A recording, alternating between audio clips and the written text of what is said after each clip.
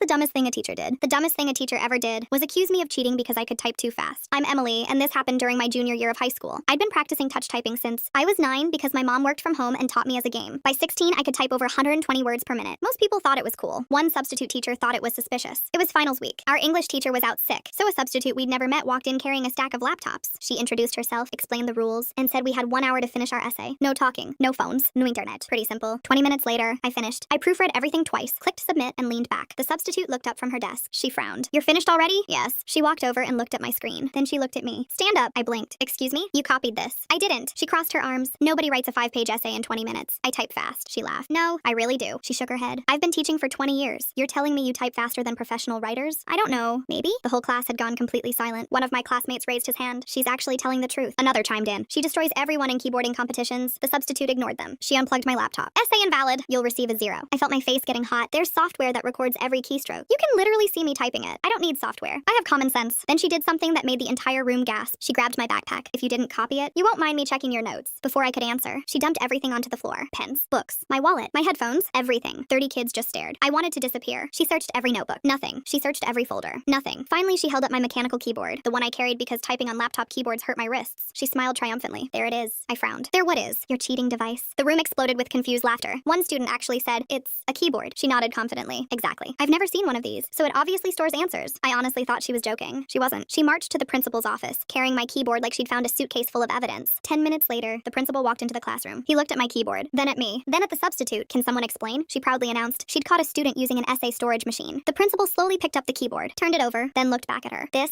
is a keyboard." "Yes, I know. It plugs into computers. It doesn't secretly write essays." She still refused to believe him. He finished too quickly. The principal sighed. "Emily, would you mind demonstrating?" He rolled another laptop onto my desk, opened a blank document, started a timer. "Type." So I did, for 60 straight seconds. The classroom sounded like a machine gun made of plastic keys. When the timer ended, the principal checked the word count. 124 words, perfectly formatted. Almost no mistakes. The substitute's jaw actually dropped. One boy quietly whispered, "Dang." The principal turned to the substitute. "Anything else?" She looked completely defeated. No. He handed me my keyboard, apologized in front of the entire class. Then he asked the substitute to step into the hallway. She never came back. The next day, our regular teacher returned. She heard the whole story and couldn't stop laughing. As a joke, she printed a certificate that read, "Congratulations to Emily for successfully proving that a keyboard is, in fact, a keyboard." It's still hanging on my wall today, and every time I see it, I remember the day a substitute teacher genuinely believed the most dangerous cheating device in school was the thing literally everyone else in the room was already using.